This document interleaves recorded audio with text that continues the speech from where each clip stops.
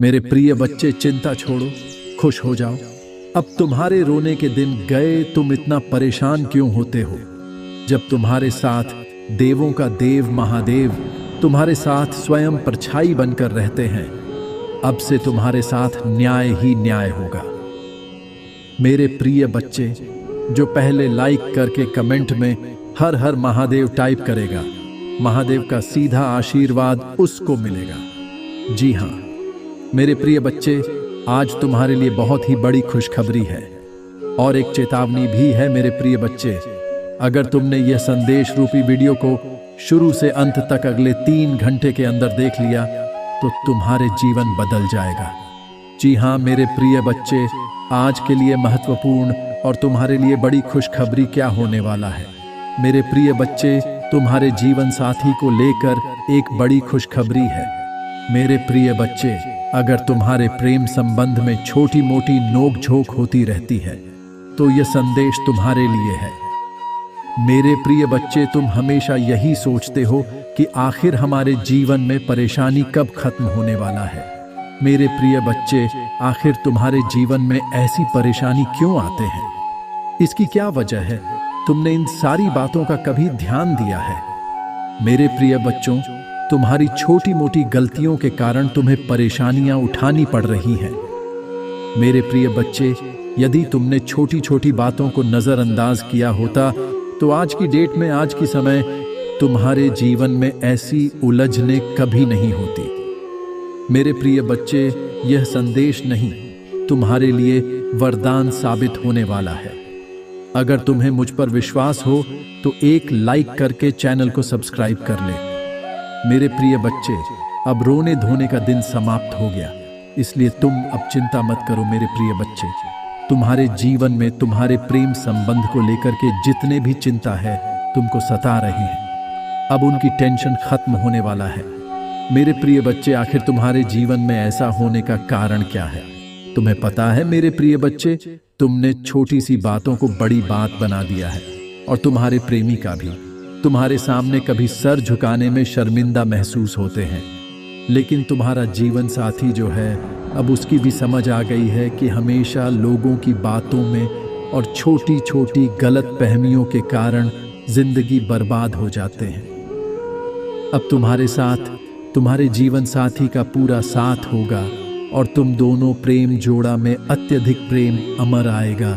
मेरे प्रिय बच्चे, इसके साथ ही बिछड़ गए छोटी मोटी मतभेद होने के कारण अलग हो गए हैं।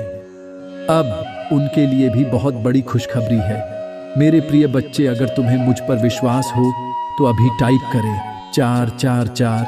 मेरे प्रिय बच्चे, यह भाग्यशाली अंक तुम्हारे लिए अत्यंत भाग्यशाली होने वाला, इसलिए जरूर टाइप करें और अभी तक वीडियो को लाइक नहीं किए हैं तो तुरंत लाइक कर दें। मेरे प्रिय बच्चे, तुम्हारे उसे प्रेम से जुड़ा संदेश माध्यम है देने आया हूं जी। प्रेम के बारे में तुमने कभी हमारे सामने मंदिरों में भी तुमने बहुत ही प्रार्थना किए हैं, बहुत सोच विचार करके तुमने यह फैसला लिया है। मेरे प्रिय बच्चे, अगर आप भी मुझ में विश्वास रखते हैं तो मेरी इस वीडियो को लाइक करके चैनल को सब्सक्राइब कर लेना और साथ ही साथ हर हर महादेव लिखकर मुझे अपनी स्वीकृति प्रदान करा देना।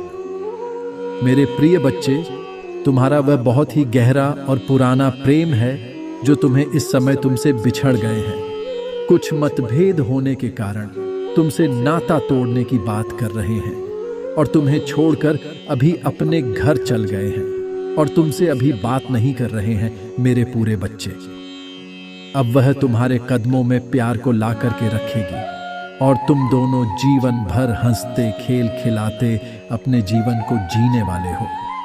मेरे प्रिय बच्चों, यह मेरा आशीर्वाद है कि तुम्हारे जीवन काल में फूलों की तरह हमेशा खिले रहे और हमेशा खेल खिलाते रहो। मेरे प्रिय भक्तों, मेरा आशीर्वाद से तुम्हारा का प्यार वापस लौटकर जरूर मिलेगा। मुझ पर विश्वास रखो। विश्वास सबसे बड़ा साथी है। जहां विश्वास है, जहां भरोसा है, वह मंजिल में एक दिन अवश्य मिलेगा। इसलिए मेरे प्रिय बच्चे, विश्वास की शक्ति और भोलेनाथ की सच्ची भक्ति कभी व्यर्थ नहीं जाता है। इसलिए मेरे बच्चे, भगवान भोलेनाथ की एक छोटी सी कथा हम आपको सुनाने जा रहे हैं। इसको ध्यान से सुनिएगा। ये कथा को सुनने से ही मात्र आपको 11वां गोदान की पुण्य मिलता है। एक बार देवराज इंद्र देवगुरु बृहस्पति के साथ भगवान शिव का दर्शन करने कैलाश गए। महादेव ने दोनों की परीक्षा लेनी चाहिए, इसलिए रूप बदलकर अवधूत बन गए। उनके शरीर पर कोई वस्त्र न था। उनका शरीर जलती हुई अग्नि के समान धधक रहा था और अत्यंत भयंकर नजर आते थे। अवधूत दोनों के रास्ते में खड़े हो गए। इंद्र ने एक विचित्र पुरुष को रास्ते में खड़े देखा तो चौंके। इंद्र को देवराज होने का गर्व घेरने लगा। उन्होंने उस भयंकर पुरुष से पूछा, तुम कौन हो? भगवान शिव अभी कैलाश पर विराज रहे हैं या कहीं भ्रमण पर हैं? मैं उनके दर्शन के लिए आया हूं। इंद्र ने कई प्रश्न किए, लेकिन वह पुरुष योगियों के समान मौन ही रहे। इंद्र को लगा कि एक साधारण प्राणी उनका अपमान कर रहा है। उनके मन में देवराज होने का अहंकार उपजा, जो क्रोध में बदल गया। इंद्र ने कहा, मेरे बार बार अनुरोध पर भी तू कुछ नहीं बोलकर मेरा अपमान कर रहा है। मैं तुझे अभी दंड देता हूं। ऐसा कहकर इंद्र ने वज्र उठा लिया। भगवान शिव ने वज्र को उसी समय स्तंभित यानी जड़ कर दिया। इंद्र की बांह अकड़ गई। भगवान अवधूत क्रोध से लाल हो गए। बृहस्पति उनके चेहरे पर आई क्रोध की ज्वाला को देखकर समझ गए कि ऐसा प्रचंड स्वरूप महादेव के अतिरिक्त किसी का नहीं हो सकता। बृहस्पति शिव स्तुति गाने लगे। उन्होंने इंद्र को भी महादेव के चरणों में लेटा दिया और बोले, प्रभु, इंद्र आपके चरणों में पड़े हैं। आपके शरणागत हैं। आपके ललाट से प्रकट अग्नि इन्हें जलाने को बढ़ रही है। हम शरणागतों की रक्षा करें।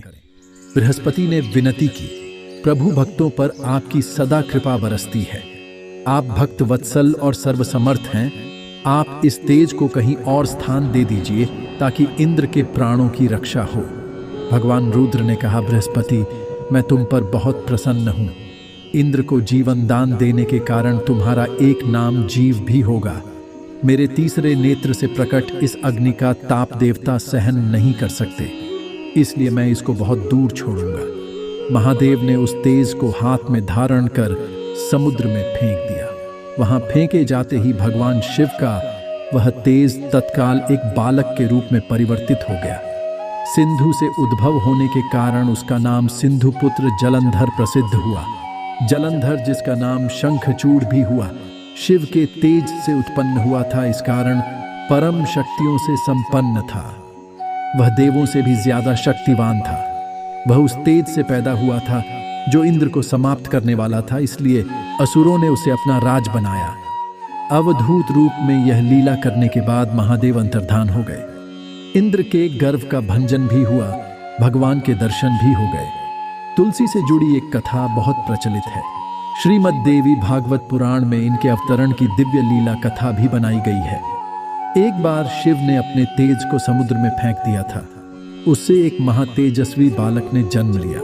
ये बालक आगे चलकर जालंधर के नाम से पराक्रमी दैत्य राजा बना। इसकी राजधानी का नाम जालंधर नगरी था। दैत्यराज कालनेमी की कन्या वृंदा का विवाह जालंधर से हुआ। जालंधर महाराक्षस था।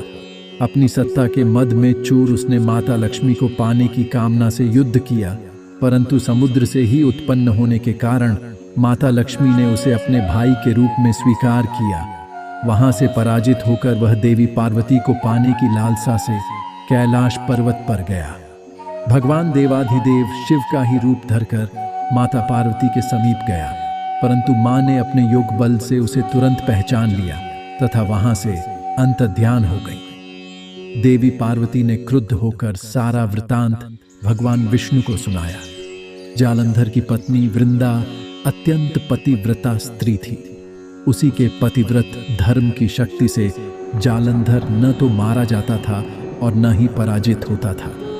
इसीलिए जालंधर का नाश करने के लिए वृंदा के पतिव्रत धर्म को भंग करना बहुत जरूरी था।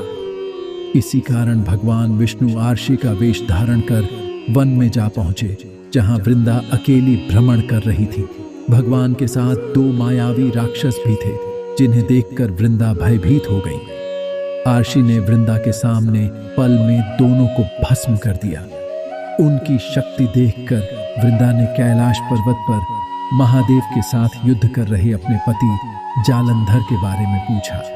साक्षी ने अपने माया जाल से 2 वानर प्रकट किए। एक वानर के हाथ में जालंधर का सिर था तथा दूसरे के हाथ में धड़।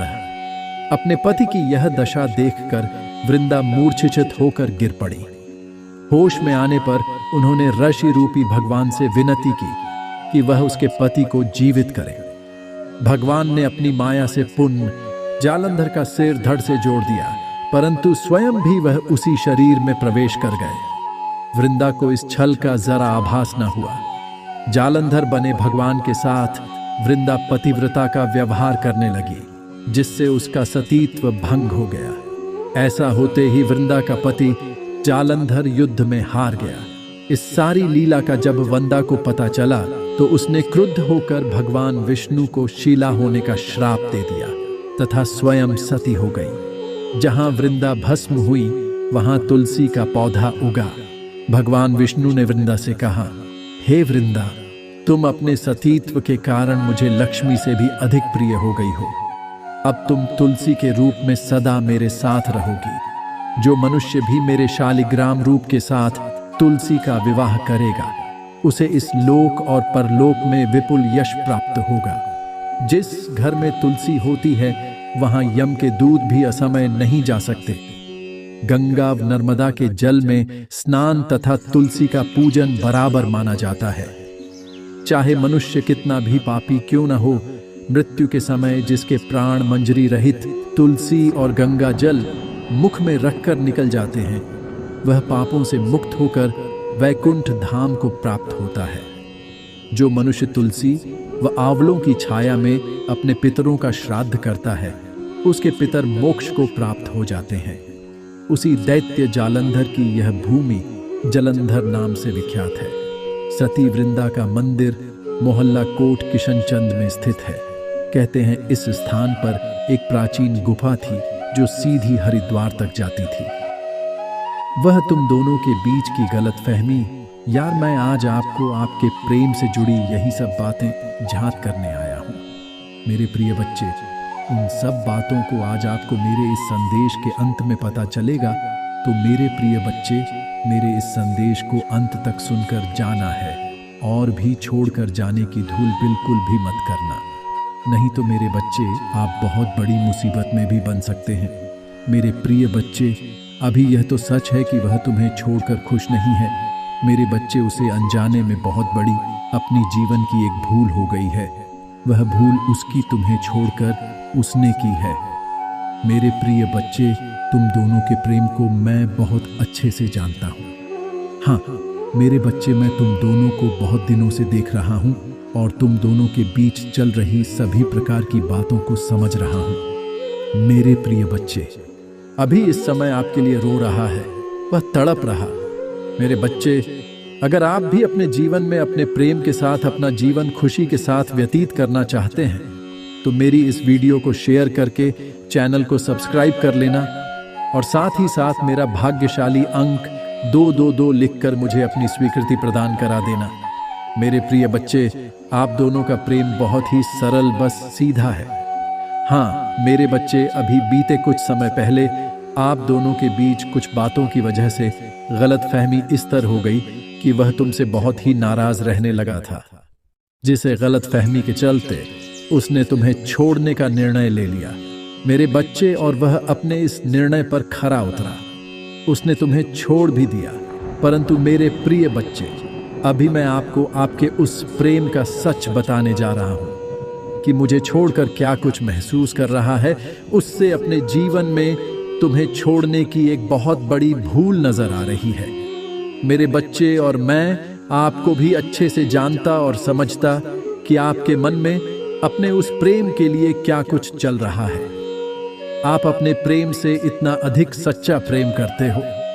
आज आपको इन्हीं सभी सच्चाइयों का पता चलने वाला। मेरे बच्चे, अगर आप ही अपने जीवन में सभी तरह की खुशियों को पाना चाहते हो और आप भी अपने जीवन में सदा के लिए खुश रहना चाहते हो, तो मेरे आशीर्वाद को पाने के लिए मेरी इस वीडियो को लाइक करके चैनल को सब्सक्राइब करने के साथ साथ मेरा भाग्यशाली अंक 775 लिखकर मुझे अपनी स्वीकृति प्रदान करा देना, क्योंकि मेरे बच्चे आपके जीवन से जुड़े कुछ महत्वपूर्ण संकेत रूपी संदेश में आपको अपने चैनल के माध्यम से प्रदान कराता रहूंगा।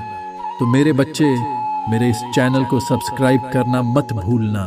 जी हाँ मेरे बच्चे, मेरे कहीं सभी बातों को ध्यानपूर्वक सुनना। मेरे प्रिय बच्चे, आप दोनों का ये जो प्रेम है ये बहुत ही सीधा है।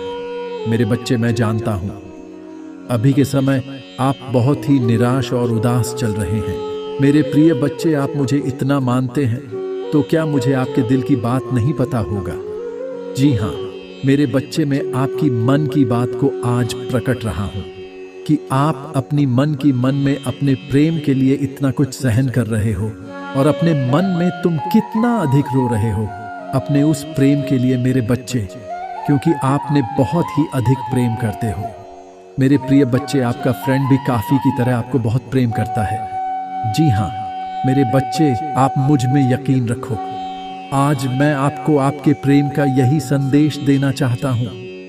सभी बातों को अच्छे से सुनकर समझना मेरे प्रिय बच्चे, आपका प्रेम अभी छोड़कर बैठा है, किंतु मेरे बच्चे उसे अपने जीवन की यह सबसे बड़ी भूल नजर आ रही है, क्योंकि मेरे बच्चे आपके बिना एक पल भी नहीं रह पा रहा है।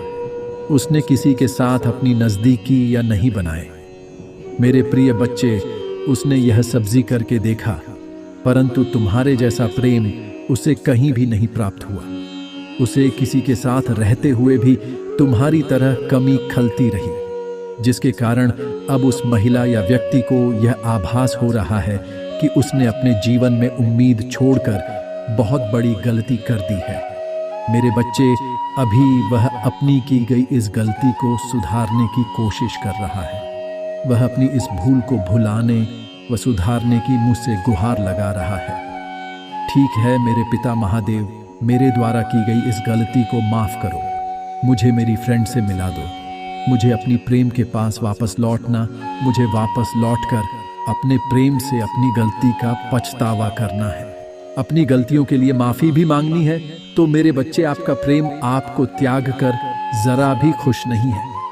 वह अपने मन ही मन में आपके लिए मुझसे बहुत प्रार्थना भी कर रहा है। वह रात दिन रोने तड़पने भी लगा है। आपको याद कर करके उसने बहुत आंसू बहा दिए हैं। मेरे बच्चे, मैं आपकी फ्रेंड से जुड़ा ही बहुत बड़ा संडे आपको देने आया था कि आपके प्रेम में आपको छोड़कर बहुत बड़ी गलती की है। अब वह अपनी इतनी बड़ी गलती को सुधारना चाहता है, परंतु मेरे बच्चे, मैं उसकी की गई गलती का निर्णय केवल और केवल आप ही के हाथों में छोड़ता हूँ। आपका जैसी मर्जी होगा आप उस तरह से अपने स्क्रीन को। जी हाँ मेरे बच्चे, आप जरा भी चिंता ना करें। आपके जीवन पर से खुशियों की बरसात होने वाला है। आप भी अपने प्रेम के साथ बहुत खुश रहने वाले हो। आप अपनी टीम के साथ अपने जीवन में सभी तरह की खुशियां भी प्रदान होने वाले हैं। मेरे प्रिय बच्चे, अब सब कुछ आपके हाथों में है। आपका प्रेम बहुत जल्द आपसे मिलेगा और अपनी की गई सभी प्रकार की गलतियों की माफी आपसे मांगेगा। अब जब आपके हाथों में है मेरे प्रिय बच्चे, मेरे आंसुओं को नजरअंदाज करने की गलती मत करना। मेरे बच्चे, मेरे हृदय का तुम्हारे साथ अटूट प्रेम होने के कारण ही मेरे हृदय को तुम्हारी कार्य से सबसे अधिक दुख हो रहा है। मेरे बच्चे, तुम ऐसा कार्य क्यों करते हो जो हमारे मन को बहुत दुख पहुंचाता है? अब तुम्हें बोल कार्य नहीं करना चाहिए जिससे मुझे तकलीफ हो। इसलिए मेरी बातों को ध्यानपूर्वक सुनो और समझो, क्योंकि यदि तुम ऐसा करते रहे तो तुम आगे के लिए अपना माल बंद कर रहे हो। जब इंसान के पास कुछ नहीं होता तब वह सभी देवों को पूछता है, मानता है और प्रार्थना करता है, सभी नियमों को निभाता है। ऐसा व्यक्ति जो अपनी समस्या से परेशान है 1 घंटे बैठकर मंत्र का उच्चारण करता है। कोई ऐसी पूजा नहीं जिसको वह करता ना हो। जब इंसान के अंदर किसी चीज को पाने की लालसा और चाहत होती है, उस समय उसके द्वारा की गई पूजा और प्रार्थना अवश्य सुनी जाती है। परंतु वही कुछ बच्चे ऐसे हैं जिनको कष्टों से मुक्ति मिलती है। मेरे बच्चे, तुम जो परेशानियों में पूजा पाठ करते हो तुम्हारा समस्या में प्रसन्न होकर समाप्त कर देता, परंतु उनके पश्चात न पूजा पाठ पर ध्यान रखते हो, ना किसी नियम धर्म को निभाते हो, बल्कि कुछ ऐसे कार्य करने लगते हो जैसे तुम स्वयं पर अभिमान करने लगते हैं। जरूर करने लगते हो तो मेरा हृदय तुम्हारे कार्यों से बहुत ही ज्यादा दुखी होता है। तुम पीछे के समय को भूल जाते हो कि पिछले कुछ ऐसे समय में तुमने पूजा के द्वारा घोर तपस्या की और उसके फल स्वरूप तुम्हें यह सब प्राप्त हुआ है। यदि तुम दोबारा जरूर कर रहे हो, घमंड कर रहे हो और उन नियमों को नहीं निभा रहे हो, तो तुम्हारे कर्मों के चलते वापस से तुम्हारे दिनों में परिवर्तन हो सकता है। कहने का तात्पर्य यह है कि अच्छे दिन जो आए उनकी अहमियत को समझो और सदैव नियमों को निभाते हुए सोच रखता हूं कि तुम्हारे बुरे दिन कभी नहीं आए। सदैव अच्छे दिन रहे, इस संसार में हर व्यक्ति का नियम है। मुझे भी बुरे दिनों में तो सभी याद करते और अच्छे दिनों में भूल जाते हैं। मेरे बच्चे जो अच्छे दिनों में मुझे याद करते हैं उनके सामने कभी बुरे दिन नहीं आते, उनका जीवन हमेशा खुशहाल रहता है। इसलिए मेरे बच्चे, तुम ही मुझे अच्छे दिनों में याद किया करो और यह बातें मुझे बहुत ज़्यादा प्रिय है।